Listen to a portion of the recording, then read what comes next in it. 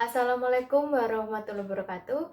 Halo teman-teman, kembali lagi dengan saya Silvi Setianingrum dari Universitas Negeri Semarang, jurusan Akuntansi dengan NIM 7211419025. Pada kesempatan kali ini, saya akan menjelaskan tentang sistem manajemen basis data. Hierarki database.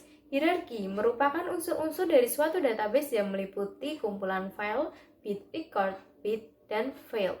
Database adalah kumpulan dari beberapa tabel dan field atau juga bisa kumpulan informasi untuk memperoleh informasi dari database tersebut.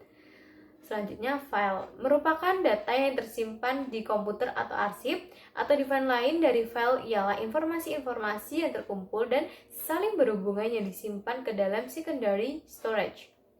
Record merupakan suatu file yang terbentuk dari kumpulan record atau kumpulan dari file. Record juga menggambarkan data dari individu-individu. Struktur basis data. Struktur basis data adalah cara data diorganisasi agar pemrosesan data menjadi lebih efisien. Struktur ini kemudian diimplementasikan melalui suatu sistem manajemen basis data.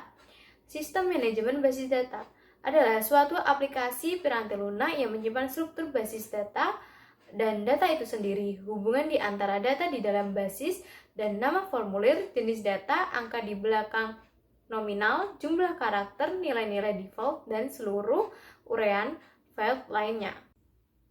Model data hierarkis. Model ini seringkali dijabarkan dalam bentuk pohon terbalik. Dikenal istilah parent dan child, masing-masing berupa simpul dan terdapat hubungan bahwa setiap child hanya bisa memiliki satu parent, sedangkan satu parent memiliki sejumlah child. Dibentuk oleh kelompok-kelompok data, subkelompok data, dan beberapa subkelompok data lagi. Selanjutnya, ini adalah contoh dari model data hierarkis. Selanjutnya, model data jaringan. Model data jaringan menyerupai model data hierarkis. Setiap child bisa memiliki lebih dari satu parent. Dikembangkan untuk membantu dalam penarikan-penarikan record. Selanjutnya, ini adalah contoh dari model data jaringan. Membuat basis data. Menentukan kebutuhan data yang perlu dikumpulkan dan disimpan adalah langkah penting dalam mencapai suatu sistem informasi berbasis komputer. Kita dapat mempergunakan dua pendekatan dasar untuk menentukan kebutuhan data.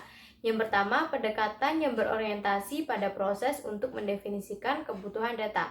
Dalam suatu pendekatan ini akan dijalankan langkah-langkah, yaitu yang pertama, mendefinisikan masalah, yang kedua, mengidentifikasikan keputusan yang dibutuhkan, yang ketiga, menjabarkan kebutuhan informasi, yang keempat, menentukan pemrosesan yang dibutuhkan, yang kelima, menentukan spesifikasi kebutuhan data.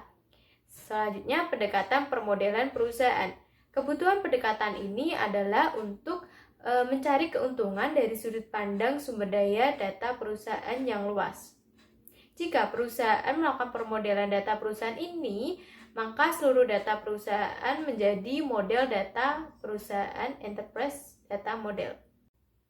Selanjutnya, teknik-teknik permodelan data. Yang pertama, diagram relasi entitas adalah tingkat konseptualisasi data yang lebih tinggi daripada tabel. ERD juga mengungkapkan entitas-entitas mana yang sebaiknya secara konseptual dihubungkan dengan entitas yang lain.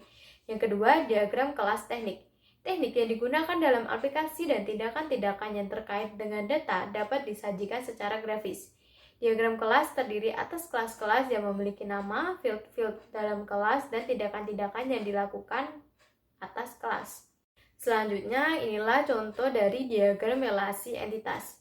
Penjelasannya, dalam diagram ini menunjukkan bagaimana perusahaan kita menyebutkan bahwa satu record dalam entitas perusahaan dapat berhubungan dengan banyak record di dalam entitas produk dan juga karyawan. Produk bahwa satu record dalam entitas perusahaan dapat berhubungan dengan banyak record dalam entitas karyawan. Selanjutnya, inilah adalah contoh dari diagram kelas. Selanjutnya, formulir yang dihasilkan dari peranti lunak DBMS atau Database Management System. Yang pertama, navigasi. Pengguna dapat melakukan navigasi dari suatu record ke record yang berikutnya dengan menggunakan baris data navigasi yang berada di bagian bawah formulir.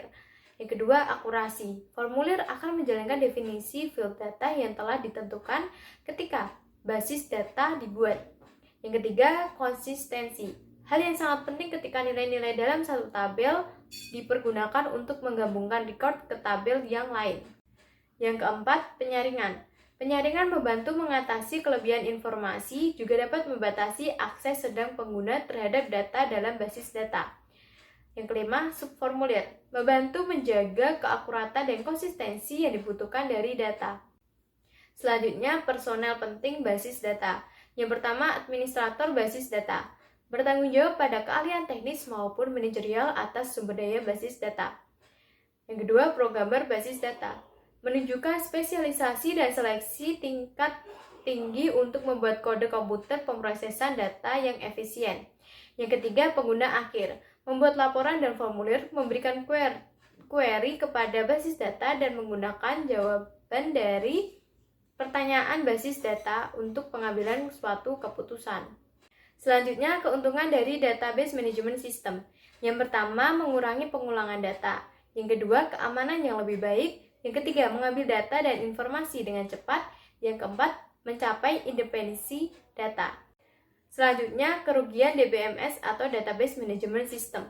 Yang pertama, membeli peranti lunak yang mahal. Yang kedua, terkadang DBMS meminta kebutuhan perangkat keras dengan spesifikasi tertentu. Yang ketiga, ukuran penyimpanan yang dibutuhkan DBMS ini sangat besar.